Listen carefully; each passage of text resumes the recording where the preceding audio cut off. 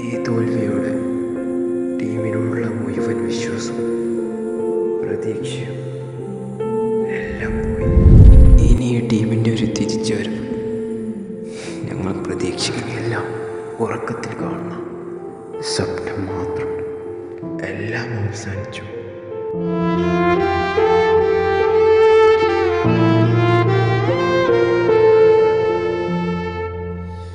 അങ്ങനെ കേരള ബ്ലാസ്റ്റേഴ്സ് മറ്റൊരു മത്സരത്തിലും പരാജയപ്പെട്ടു.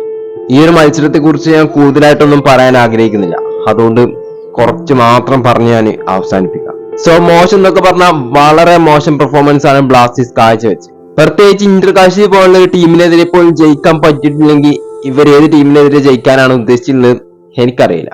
കുറെ അവസരങ്ങൾ ബ്ലാസ്റ്റേഴ്സിന് ലഭിച്ചു, പക്ഷെ ഒന്നും കൃത്യമായിട്ട് ആ ഒരു ഫൈനൽ ബോൾ കൃത്യമായിട്ട് ബ്ലാസ്റ്റേഴ്സിന് വലയിലെത്തിക്കാൻ പറ്റുന്നില്ല. എന്നാൽ ഈ മത്സരത്തിനും വളരെ പോസിറ്റീവായി കളിച്ച താരങ്ങളുണ്ട്. അതായത് മാർലോൺ റോസ്, അതുപോലെ അജിസലും മാർലോണൊക്കെ വന്നതോടുകൂടിയാണ് ബ്ലാസ്റ്റേഴ്സ് കുറച്ചുമാടി ഇമ്പാക്ട് ഉണ്ടാക്കാൻ നോക്കും. സത്യം പറഞ്ഞാൽ ബ്ലാസ്റ്റേഴ്സ് എന്തൊക്കെ കാണിച്ചു കൂട്ടുന്നുണ്ട്, അതായത് മിഡിലിട്ട് എന്തൊക്കെ കാണിച്ചു കൂട്ടുന്നുണ്ട്, പക്ഷെ ഒന്നും പ്രോപ്പർ ആയിട്ട് ഒരു അറ്റാക്കിംഗ് ഫുട്ബോൾ കളിക്കാൻ പറ്റുന്നില്ല. കെവിനിയൊക്കെ അങ്ങോട്ടും ഇങ്ങോട്ടൊക്കെ പന്തുമായി റൺ ചെയ്ത് കളിക്കുന്നുണ്ട്, പക്ഷെ പുള്ളിക്കാരൻ ഒരു പ്രോപ്പർ ആയിട്ടുള്ള ഓൺ ടാർഗറ്റ് ഷോട്ട് പോലും അടിക്കാൻ പറ്റുന്നില്ല. അങ്ങനെ ഒരുപാട് പരിശ്രമത്തിനൊടുവിലാണ് ബ്ലാസ്റ്റേഴ്സിന് ഒരു ഫ്രീ കിക്ക് കിട്ടുന്നത്. ആ ഒരു ഫ്രീ കിക്ക് എടുക്കാൻ പോകുന്നത് ഹെബിൻഡാസ് ആണ്. ഹെബിൻഡാസിന്റെ ആ ഒരു ഫ്രീ കിക്ക് കൃത്യമായിട്ട് എങ്ങനെയൊക്കെ വിക്ടർ പറത്തോമി കാല് വെച്ച് അത് പോസ്റ്റിലോട്ട് ഫിനിഷ് ചെയ്യുന്നു.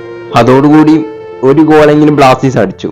ഇനി ഇതുപോലത്തെ ഒരു പെർഫോമൻസ് ചെയ്ത് കഴിഞ്ഞാൽ ബ്ലാസ്റ്റേഴ്സ് റെലഗേഷനിലോട്ട് കൂപ്പുകുത്തുന്ന കാര്യം ഉറപ്പാണ്. സോ ഞാൻ പേഴ്സണലായി വിചാരിച്ചൊരു കാര്യമാണ് ബ്ലാസ്റ്റേഴ്സ് റെലഗേറ്റ് ഒന്നും ചെയ്യപ്പെടില്ല എന്ന്. പക്ഷേ അതിന് നേരെ വിപരീതമാണ് കാര്യങ്ങൾ ഞാൻ പോയിക്കൊണ്ടിരിക്കുന്നത്. അതോടെ തന്നെ റെലഗേറ്റ് ചെയ്യപ്പെടാനുള്ള ഏറ്റവും ചാൻസ് കാണുന്ന ടീം തന്നെയാണ് ബ്ലാസ്റ്റേഴ്സ്. ഈ ഒരു മത്സരത്തോടു കൂടി മാനേജ്മെന്റിന്റെ ഒക്കെ തൊള്ളടഞ്ഞിട്ടുണ്ടാവും. അതായത് എന്തും പറയാനുണ്ടാവില്ല, ആ ഒരു പെർഫോമൻസ് ആണ് കാഴ്ചവെച്ചത്. എന്തായാലും ഈ ഒരു വീഡിയോനെ കുറിച്ച് കൂടുതലായിട്ടൊന്നും പറയാനില്ല. അടുത്ത മത്സരം ചെന്നൈക്കെതിരെയാണ്, അതും കൊച്ചിയിൽ തന്നെയാണ്. എന്ത് കൊച്ചി, എവിടെ കളിച്ചാലും കണക്ക് തന്നെയാണ് ഈ ഒരു അവസ്ഥയിൽ. ലൂണയും നോവയൊന്നും ഇല്ലാത്ത അഭാവം കൃത്യമായിട്ട് നമുക്ക് ഈ ഒരു ടീമിൽ കാണാൻ പറ്റുന്നുണ്ട്. സോ എന്തായാലും ബ്ലാസ്റ്റേഴ്സ് തിരിച്ചു വരുന്നുള്ള നിങ്ങളുടെ അഭിപ്രായം ഒപ്പീനിയൊക്കെ താഴെ കമന്റ് ചെയ്യുക. വീഡിയോ ഇഷ്ടപ്പെട്ട ലൈക്ക് ചെയ്യുക. കൂടുതലായിട്ടൊന്നും ഞാൻ പറയാൻ ആഗ്രഹിക്കുന്നില്ല, ഇതാണ് അവസ്ഥ.